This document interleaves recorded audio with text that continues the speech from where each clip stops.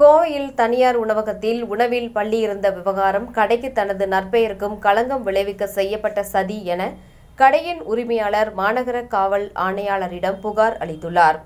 கோவை ஆர்எஸ்புரம் அருகே இயங்கி வரும் தனியார் உணவகத்தில் நேற்று முன்தினம் பள்ளி இருந்ததாக வீடியோ காட்சிகள் வெளியான விவகாரம் தொடர்பாக கடையின் உரிமையாளர் உமாபதி மாநகர காவல் ஆணையாளர் அலுவலகத்தில் விசாரணை நடத்த வேண்டும் என மனு அளித்தார்.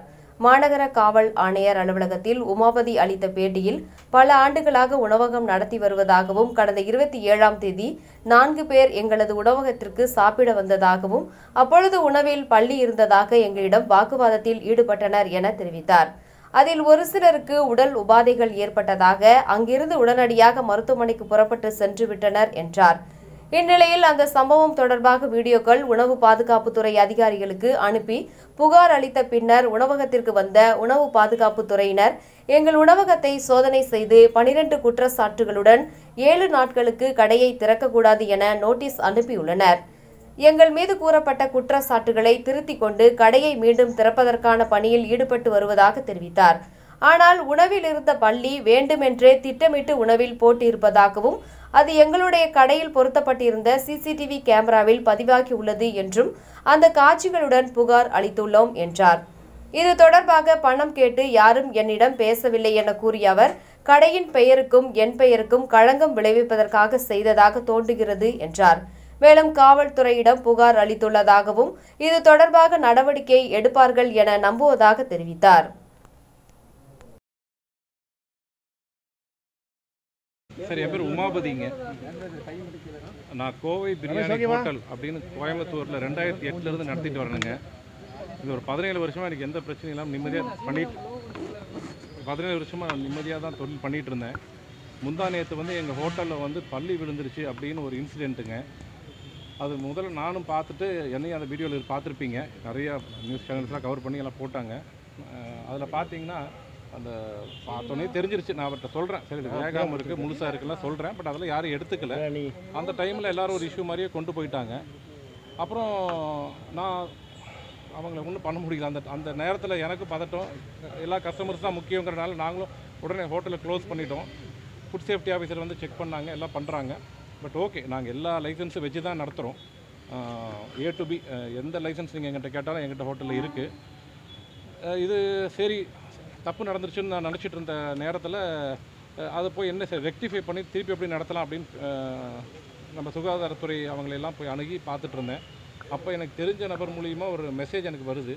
அதில் பார்த்தா இந்த ஹோட்டலில் பள்ளி விழுக போகிற விஷயம் 1:30 மணிக்கே இது நடக்கிறது ஒரு 3:15 மணிக்கு நடக்குதுங்க.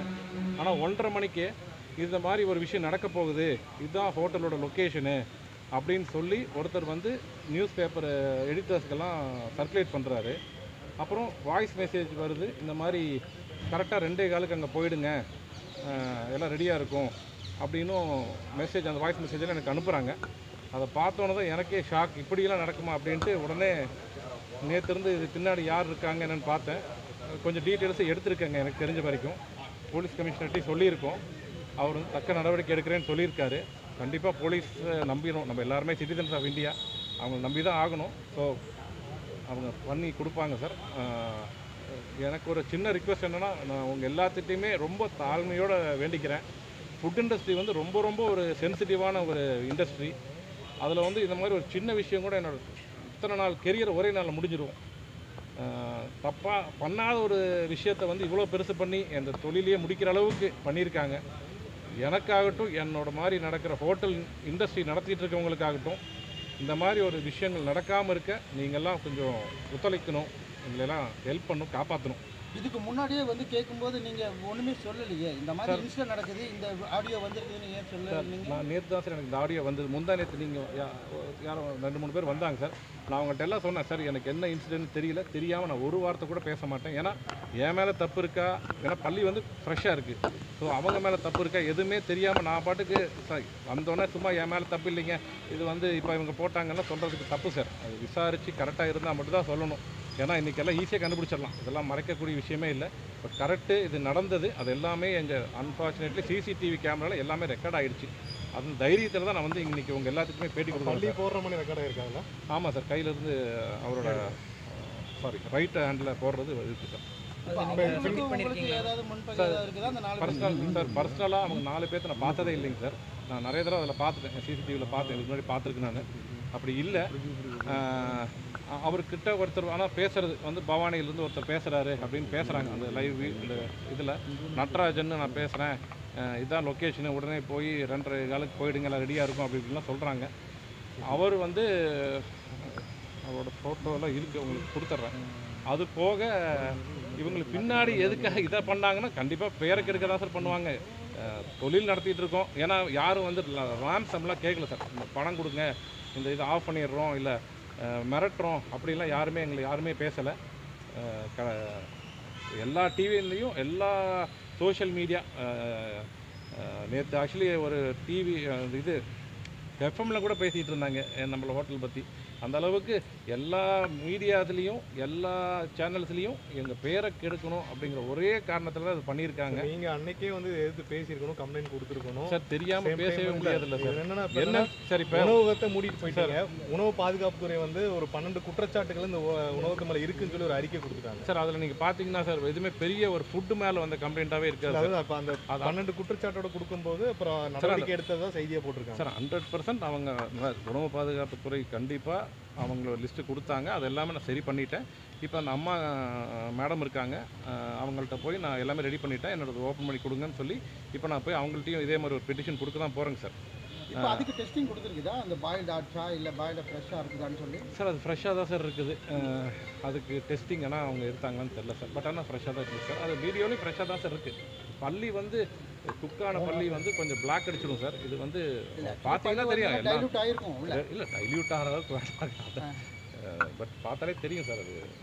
அது ரொம்ப ஃப்ரெஷ்ஷாக தான் பணம் பறிக்கும் நோக்கத்தோட யாராவது சார். 100% இது வந்து பண நோக்கோடு இல்லை சார். ஏன்னா இன்னும் ரேன்சம் யாரோ கேட்டிருப்பாங்க, கண்டிப்பாக ரேன்சம் யாருமே கேட்கல சார்.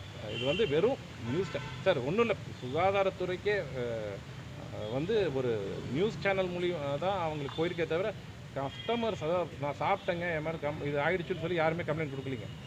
சுகாதாரத்துறைக்கு ஒரு ஜேர்னலிஸ்ட் யாரோ ஒருத்தர் தான் அதாவது இந்த மாதிரி வீடியோ அனுப்புறதை வச்சு தான் அவங்க என் மேலே ஆக்ஷன் எடுக்கிற வந்தாங்க. இப்போ இது என்ன மோட்டிவாக இருக்குங்க? தொழில் போட்டி காம்படிட்டர்ஸ் வேறு யாராச்சும் இருக்கிறாங்களா? உங்களுக்கு வேறு யாராவது டவுட் இருக்கா? இல்லை சார், உங்கள் மேலே உங்களுக்கு டவுட் இல்லை. ஓகே, என்னோட உண்மையான மாதிரி சொல்கிறேன் சார். 18 வருஷம் பண்ணுறோம் தொழிலில். வந்து இன்றைக்கி கோயம்புத்தூர் ஒரு பெரிய மாவட்டம், அதில் வந்து இவனை முடித்தாதான் நான் வளருவேங்கிறதெல்லாம் இல்லை சார்.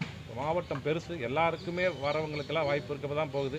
ஸோ தொழில் போட்டியெல்லாம் கண்டிப்பாக கிடையாது சார். இப்போ என்ன தான் மோட்டிவாக இருக்குன்னு நீங்கள் நினைக்கிறீங்க? என்ன சார் இது உமாபதியாக இருக்கலாம், இல்லைன்னா கோவை பிரியாணி ஹோட்டலாக இருக்கலாம், பேருக்கு எடுக்கணும்னு பண்ணுறாங்க சார்.